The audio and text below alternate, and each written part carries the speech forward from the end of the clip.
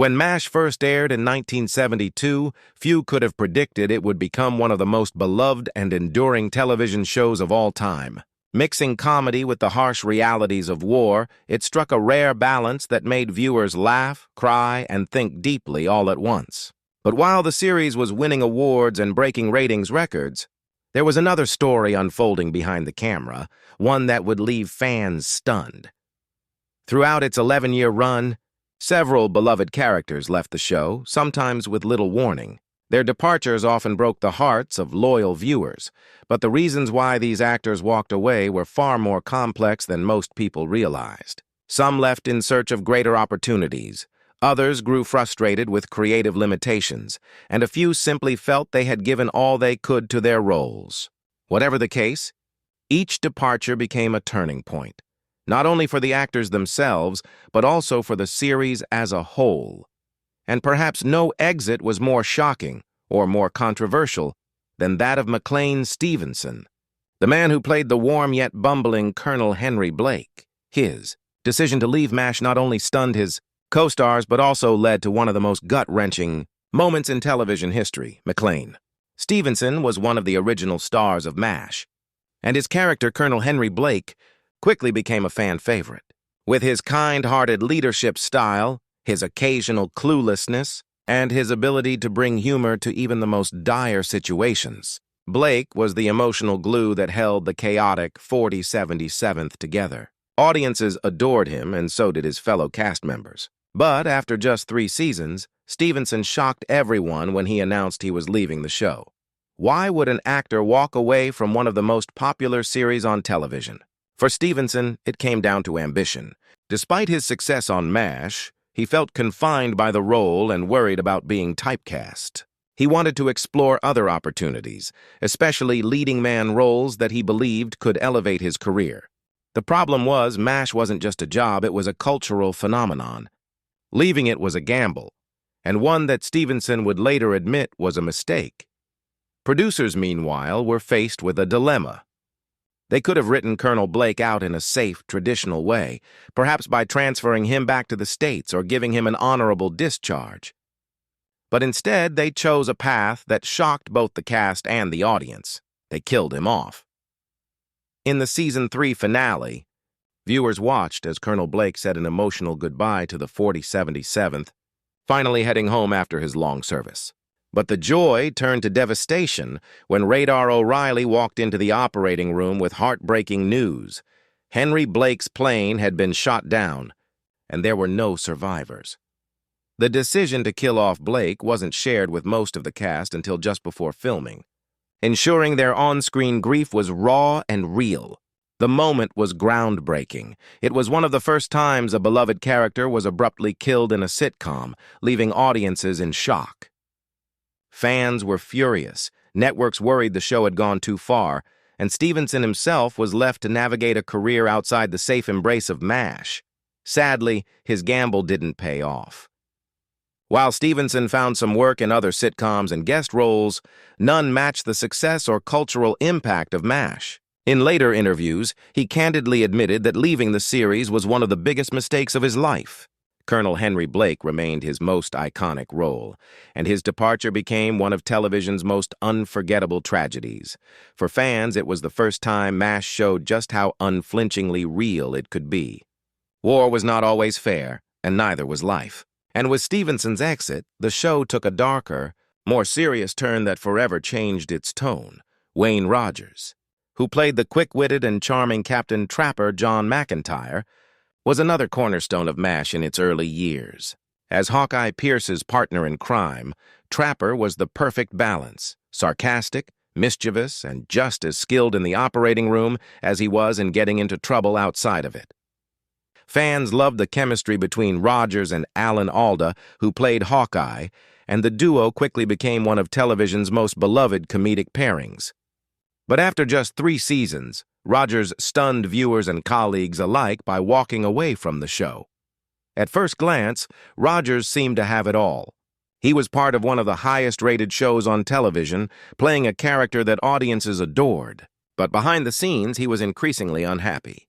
The problem, as Rogers later explained, was that the writers weren't giving Trapper John the depth or spotlight he had been promised. In the original plan, Trapper was supposed to be more of an equal to Hawkeye. Two skilled surgeons, two strong personalities, each bringing something unique to the screen. But over time, it became clear that Hawkeye was becoming the dominant character, with Rogers often relegated to a supporting role. Alan Alda's influence on the show only grew as the seasons progressed. Alda was not only the star, but also began shaping the series as a writer and later a director. While many admired Alda's contributions, Rogers felt increasingly sidelined. He believed that Trapper was being reduced to little more than Hawkeye's sidekick, and as an actor with ambitions beyond playing second fiddle, he grew frustrated. Contracts became another sticking point. Rogers never actually signed a binding contract with the producers, which meant that when his dissatisfaction reached its peak, he was free to walk away. And that's exactly what he did. After season 3, Rogers quit MASH, leaving fans stunned and the producers scrambling to fill the void. Unlike McLean Stevenson's Colonel Blake, Trapper John's departure wasn't given a dramatic send-off. Instead, his exit happened off-screen. When season 4 began, viewers were simply told that Trapper had received his discharge and returned home. The lack of closure frustrated fans, who felt deprived of the heartfelt goodbye they had hoped for. It was a stark contrast to the emotional weight of Colonel Blake's departure, and for many, it left Trapper's exit feeling incomplete. Rogers himself moved on to other ventures, finding success as both an actor and later as a financial advisor, where he built a surprisingly lucrative second career. Still, he often acknowledged that leaving MASH was a difficult choice, though he stood by his decision, insisting that his frustrations with the show's creative direction left him no other option. For MASH, Rogers' departure was another pivotal moment. To replace him, producers introduced a new character, B.J. Honeycutt, played by Mike Farrell, who became Hawkeye's new partner. While Farrell won fans over with his more grounded and moral personality, the loss of Trapper John marked the end of the show's original comedic duo. The playful, devil-may-care energy Rogers brought to the role could never truly be replicated. In hindsight, Rogers' decision reflected a broader truth about MASH. As much as it was a groundbreaking show, it was also a place of creative tension. The series evolved into something deeper and more dramatic, but not every actor was willing to sacrifice their spotlight for the sake of the bigger picture. And for Wayne Rogers, stepping away was the only way to reclaim control of his career. If Colonel Blake and Trapper John brought heart and humor to MASH, Major Frank Burns brought chaos. Played by Larry Linville, Frank was the perfect foil for the rest of the 4077th. Self-important, bumbling, and often downright mean, Burns was the character audiences loved to hate. His ongoing rivalry with Hawkeye, his awkward romance with Margaret Hot Lips Houlihan, and his constant incompetence in the operating room made him a source of endless comedic frustration. But after 5 seasons, Linville shocked fans when he chose to walk away from the role that had made him famous. Unlike some of his co-stars, Linville didn't leave because of behind-the-scenes fights or contract disputes. Instead, his reasoning was simple. He felt Frank Burns had run his course. For 5 years, Linville had played the same one-dimensional antagonist. Frank was selfish, cowardly, and consistently out of his depth. While those traits made for great comedy, they left little room for growth. Linville worried that if he stayed on the show any longer, he'd be stuck repeating the same gags over and over again, with no chance to evolve as an actor. Linville once admitted that he loved playing Frank, but he also recognized the limitations of the role. Unlike Hawkeye, Margaret, or even Radar, Frank wasn't written with much complexity. He wasn't allowed to grow or change. He was simply there to be the butt of the joke. And for Linville, who was trained in classical theater and had ambitions beyond sitcom villainy, that was ultimately unsatisfying. The producers, too, were starting to feel the strain of keeping Frank relevant. As the show grew more serious in tone, tackling weightier issues about war and humanity, Frank's cartoonish antics sometimes felt out of place.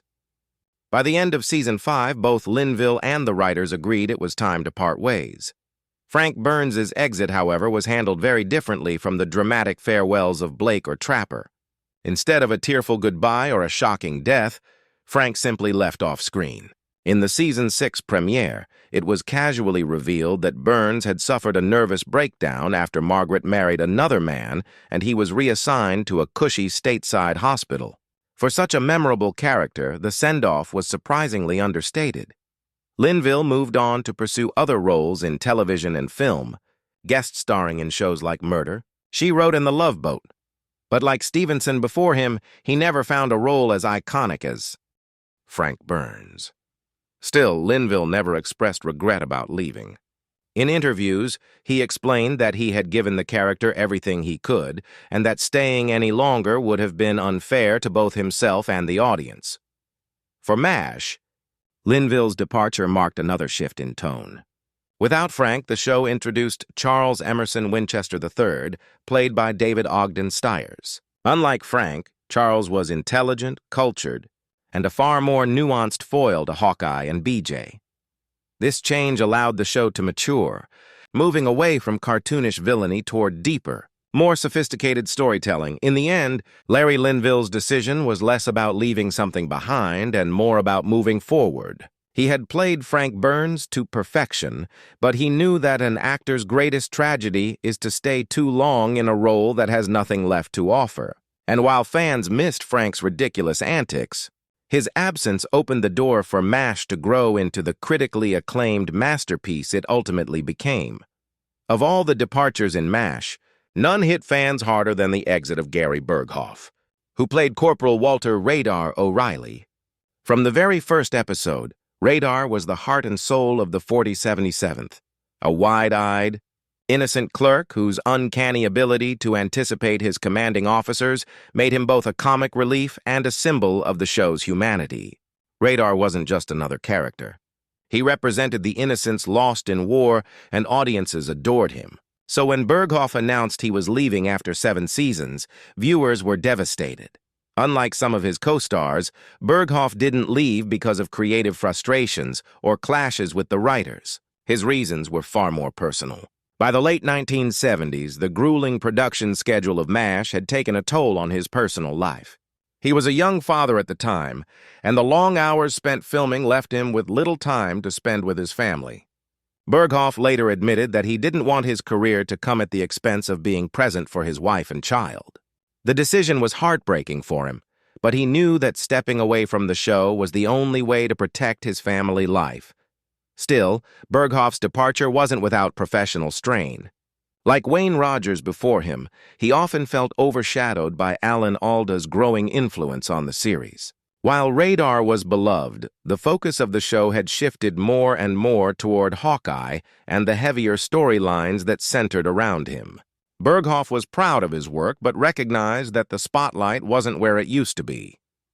The writers, however, gave Radar one of the most emotional goodbyes in television history. In the 2-part episode Goodbye Radar, his character receives a hardship discharge to return home and take care of his family after his uncle passes away. The farewell scenes are some of the most moving in the series, especially when Radar leaves his teddy bear behind, a poignant symbol of his lost innocence.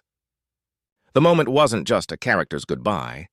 It felt like a farewell to the very heart of the 4077th. Fans across the world mourned his exit. And even decades later, many still point to Radar's farewell as one of the most unforgettable moments in television history. The show itself felt different afterward, as though a piece of its soul had gone missing. Radar had been the audience's anchor, the embodiment of decency in a world torn apart by war, and his absence was deeply felt. After leaving MASH, Berghoff continued acting in smaller roles and even reprised Radar in a short-lived spin-off after MASH, but he never quite reached the same level of fame. Eventually, he stepped back from Hollywood altogether, pursuing other passions, including painting and wildlife conservation. While he admitted to struggling with the decision at times, he stood by it, insisting that his family was worth far more than fame. Radar's departure symbolized more than just the loss of a beloved character. It marked the beginning of the end of MASH's golden years. Without him, The show became more serious, more somber, and less anchored in the wide-eyed innocence that Radar represented. And for fans, that made his goodbye not only heartbreaking, but also unforgettable.